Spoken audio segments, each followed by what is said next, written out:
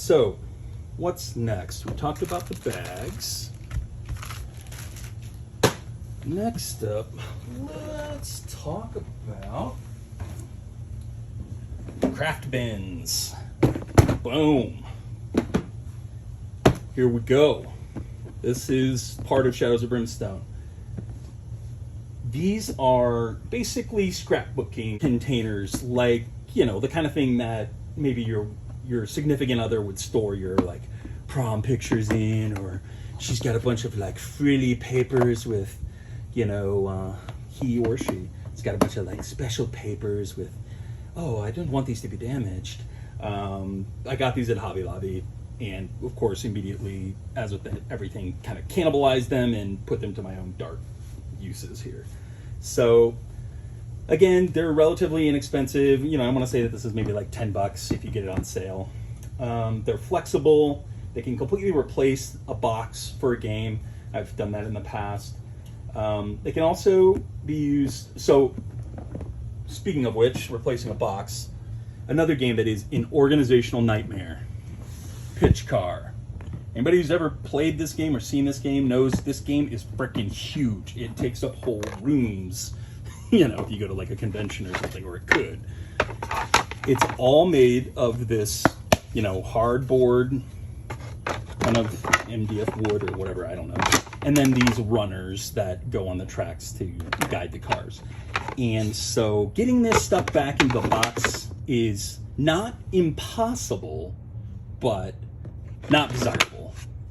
Especially if you add anything, even a single expansion, that just is not happening. And what you end up is, you have to, every single time you put the game away, you have to go in and, oh, I'm gonna take this off. I'm gonna put this here. Where's my little band to put these together? You know, F that. This is like a very large craft scrapbooking storage bin, and it fits the entirety of Pitch Car, one of the at least two of the expansions. It's all in here, all the ramps and everything. It's all in one box. It's portable. You can take it to game night, pick it up. It's even got a handle. So that's a good example of a game that you basically, I at least couldn't store to my satisfaction without using something like this. The smaller ones I will often use to store components of a game, not maybe a full game, but a part of a game. So what we're looking at here is the Blasted Waste, part of the Blasted Waste expansion for Shadows of Brimstone. I've talked about Shadows of Brimstone before in other videos. I've talked about it. I've done videos about Shadows of Brimstone. I still haven't really gotten into it. When I do, you will know, because there will be a deluge of Brimstone content, the likes of which you have never imagined on the channel. Because it's the kind of game that once you start playing it, that's it. That's what you do. Now you're a Brimstone player and you play it for 3 months, and then a Kickstarter shows up and you move on. But these are, to my mind, invaluable for helping to sort and store Shadows of Brimstone. Because the core concept of that game is that it's a dungeon crawler where you can find portals to other worlds. And each other world has its own tile set, its own set of cards, and I'm talking about hundreds of cards of different types, like 8-10 different decks per world.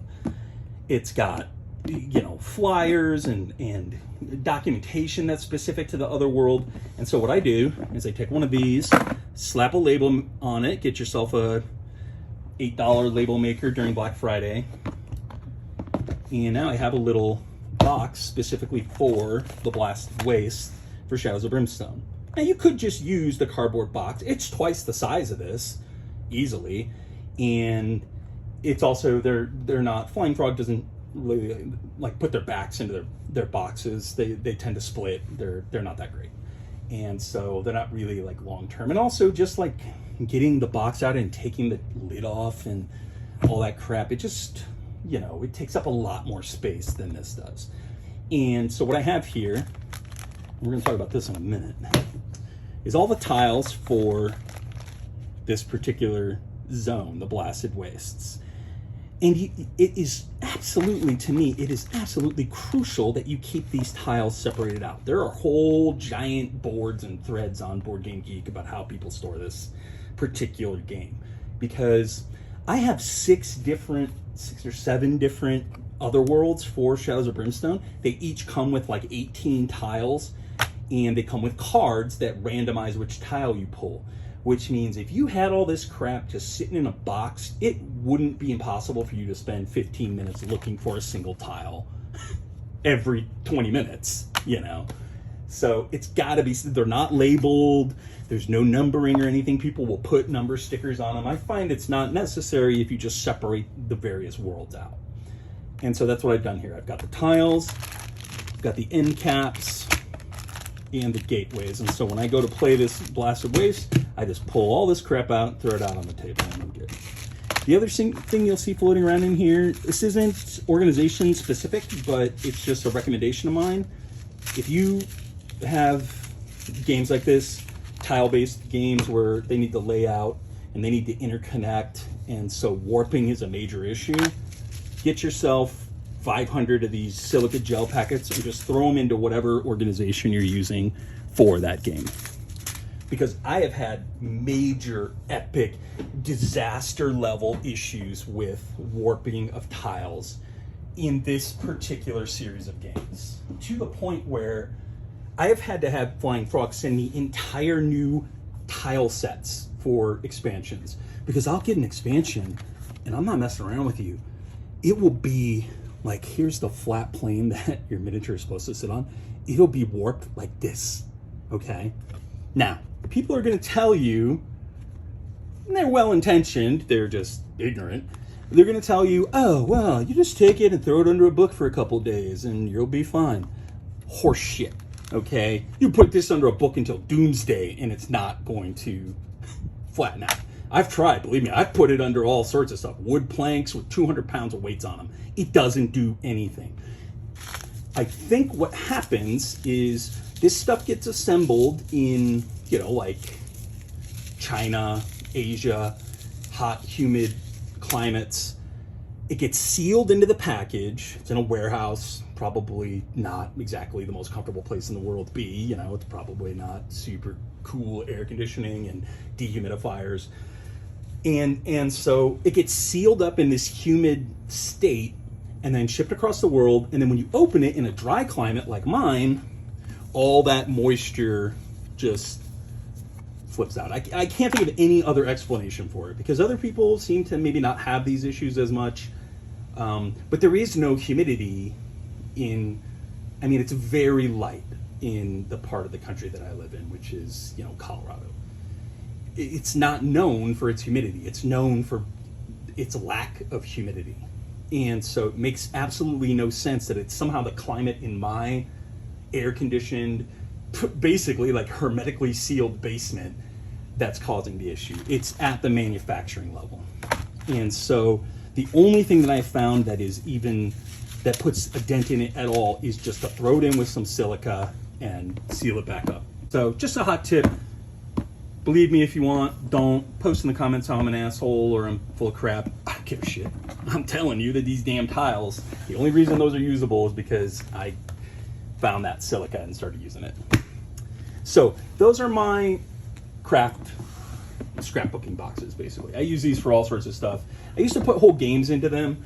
I've mostly undone most of that kind of organization because, like I said, I kind of went crazy on this stuff and I was just custom organizing everything. Like I tried to custom organize Splendor, and there's just really no reason to custom organize Splendor. The organizer that it comes with is fine.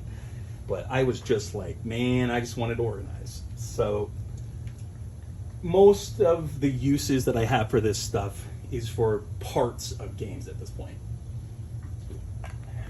Now, let's take a look at our agenda here. I made an outline and everything, guys. I'm trying to take this seriously because this is a topic that I think I am pretty close to an expert on, and I don't want to look like a jackass by saying that and then not bringing it.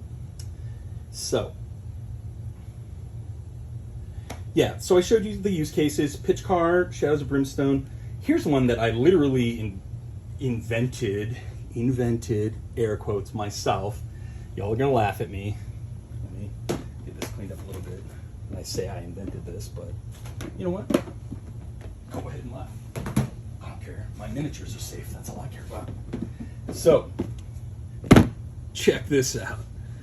Get yourself one of these bins. Get yourself some pluck foam. Boom. Organize your miniatures. Now, if you are a painter and you want to be able to store your miniatures, you want to have them separated out in pluck foam. But, you know, this stuff gets a little janky when it's stacked on top of each other because it's not thick, so it has a lot of give to it. It's kind of a pain in the ass to move around if you have more than one of these. And so what I do is I found the specific kind of thickness for the box that I had, and it fits right in here. So you can see these are very old, very valuable Warhammer Quest and Warhammer Quest expansion miniatures, and they're pro painted basically, not by me, by friends of mine, and then by the guy that I bought this stuff from.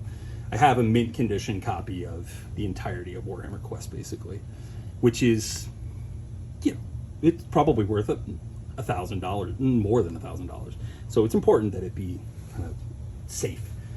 And so the entirety of my Warhammer Quest miniature collection is stored in these just pluck foam. It just comes as a big, when I say pluck foam, for people who don't know, it comes in a big block, and you pull out the pieces that you need to make the sections that you want. You can also buy it pre-plucked, you know, where it's separated out into these kind of channels already. Tends to be more expensive that way. And so this is, to my mind, the cheapest, safest, best way to store miniatures that has ever been invented in the history of humanity. Now, you can buy a $200 zipper bag that will do the same thing. This was $11 basically. So if anybody has a better way of storing high quality pro painted miniatures, bring it, because I don't think it exists. Not for the price and the flexibility, because again, here's the thing about this. When I'm an old ass man and I'm over all this, or when I'm dead and my wife needs to move on and she needs someplace to put all the pictures of me and my bullshit college degrees and whatever, she can just throw this crap out and reuse this box, right? You ain't using that zipper bag that you can get from Belter or whatever that costs $200, or Battle Foam or whatever, for anything other than storing stupid miniatures, right? So I just like the fact that this stuff is multifunctional. It makes me feel better about spending all the money on it.